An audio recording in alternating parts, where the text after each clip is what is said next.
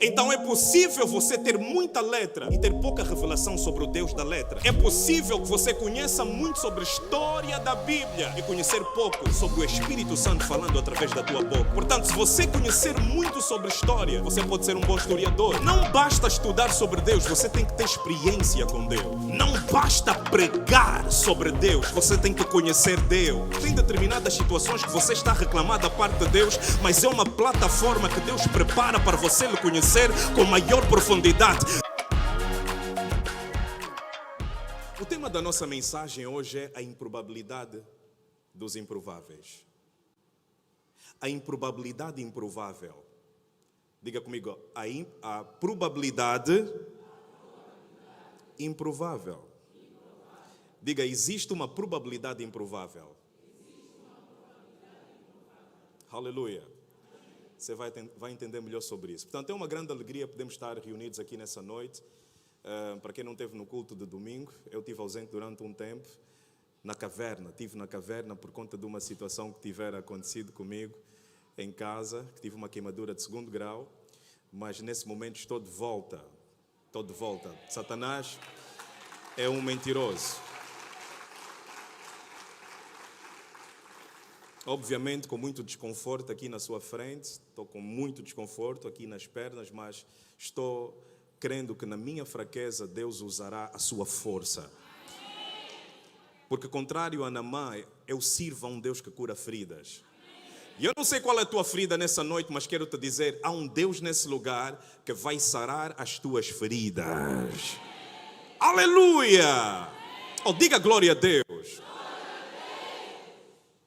Nós estamos reunidos aqui para falar sobre um Deus dos improváveis.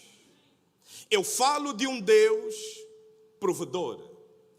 E prover significa criar situações, criar oportunidades. O nome de Deus é Jeová Jiré, Deus provedor. Um dos nomes que manifesta a essência ou a característica de Deus. Jeová Jiré, Deus provedor, aquele que provê. Deus provê situações, momentos, encontros com um propósito atrás. E o facto de você estar aqui nessa noite é porque Deus tem um propósito para você.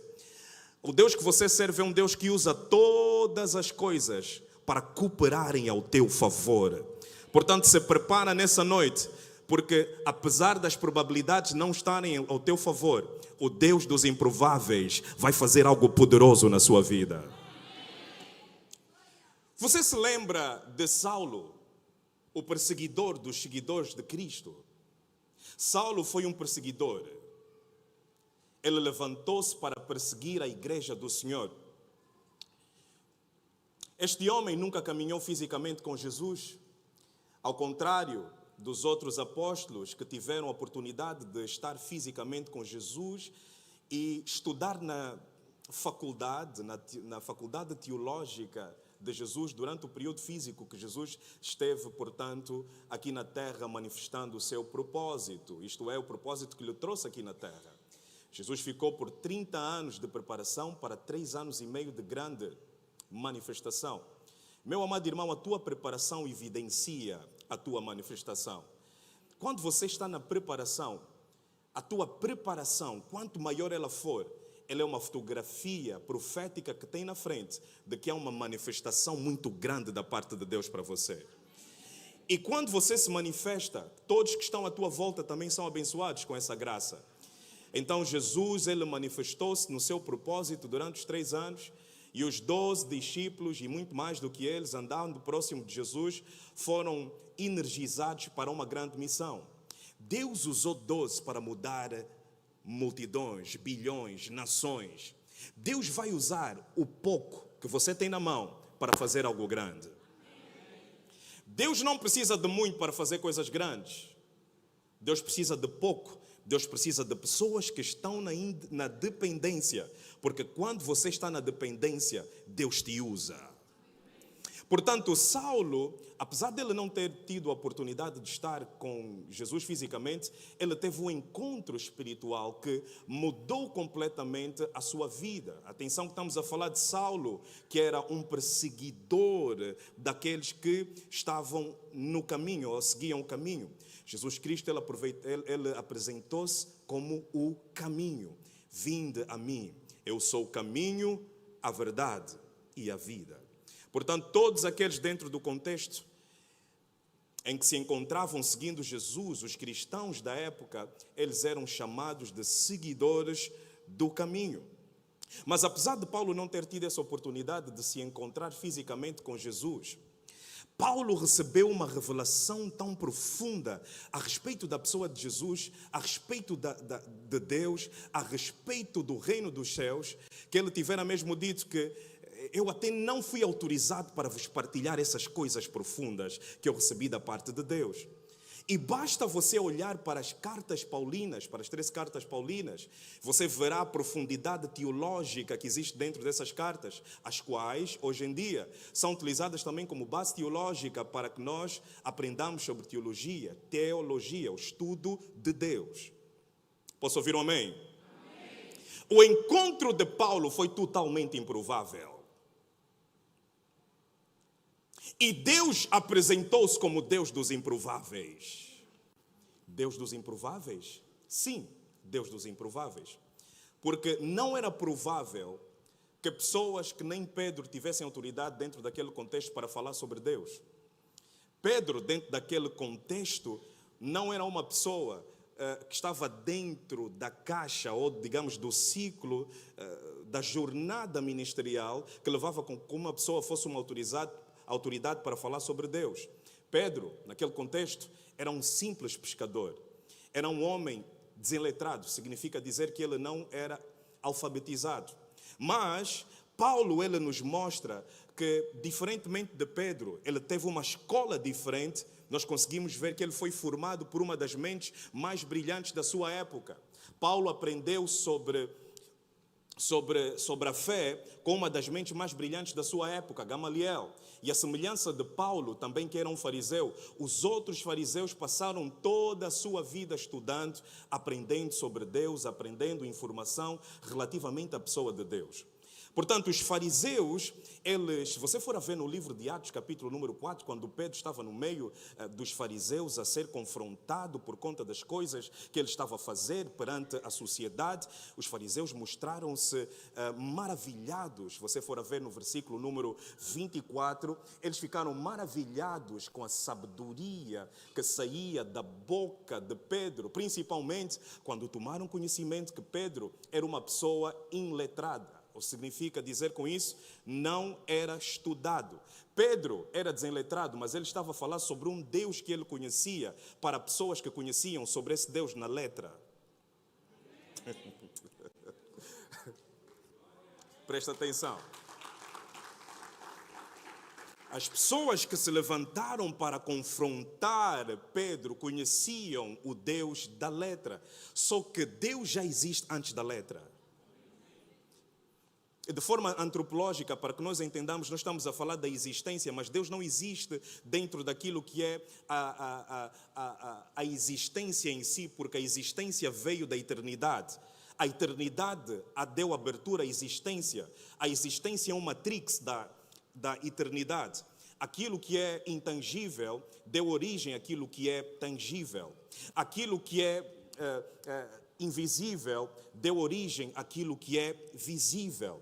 Aquilo que é omnisciente deu origem àqueles que somos nós, que somos limitados em termos de consciência.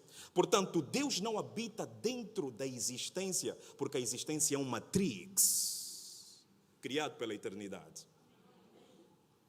Portanto, Deus já existe antes da Bíblia. Deus é revelado pela letra, mas Deus já existe antes da existência da letra. Antes da existência da Bíblia, antes da existência da letra, Deus já existia. Será que eu posso ouvir um amém de verdade? Amém. Aperte bem os seus cintos, por favor. Estamos a apertar ainda aqui, afinar as máquinas, apertar todos os botões. Posso ouvir um amém? Amém. Portanto, antes da existência da letra, Deus já era de eternidade em eternidade. Antes da existência de Adão, Deus já era. Antes da criação do universo, dos planetas, antes da criação de tudo, do cosmos, Deus já era na eternidade. Deus é o mesmo de ontem, de hoje e de eternamente. Deus não será porque Ele é. Deus não foi porque Ele é. Deus é o que é. Aleluia. Portanto, eles estavam estupefactos pelo facto de não entenderem como é que um homem deseletrado como Pedro tinha capacidade para falar e contrapor homens que passaram a vida toda a estudar sobre um Deus. Portanto, os homens fariseus, eles tinham muita informação, mas faltava-lhes revelação. Será que eu posso ouvir um amém? Então é possível você ter muita letra e ter pouca revelação sobre o Deus da letra. É possível você ter muito conhecimento e ter falta de sabedoria, que é o maestro do conhecimento. É possível que você conheça muito sobre a história da Bíblia e conhecer pouco sobre o Espírito Santo falando através da tua boca. Portanto, se você conhecer muito sobre história, você pode ser um bom historiador, mas para ser pregador do Evangelho, tem que ser como Paulo, que disse: a palavra que eu vos prego não é uma palavra, não se trata de sabedoria humana, não se trata de persuasão, não se trata de eloquência, não se trata de retórica, não se trata de ethos, patos, logos, não se trata disso, mas a palavra que eu vos prego, ela trata-se de revelação, ela trata-se do Espírito Santo de Deus. Ou será que eu posso ouvir um amém de verdade? Jesus. Portanto, não basta somente você ter muita informação sobre Deus. Você precisa da lente que te vai permitir mergulhar por detrás da letra, porque a voz de Deus não está na informação. A fé não vem por ouvir a palavra. A fé vem por ouvir pela palavra. Muitos ouvem a palavra, mas não ouvem a voz de Deus pela palavra. Portanto, a palavra é uma via para que você consiga descodificar a voz de Deus por detrás da palavra. Portanto, você precisa de ter o descodificador da Zap? Não. Da MultiChoice? Não. Da voz de Deus, para que consigas captar os sinais da Zap espiritual.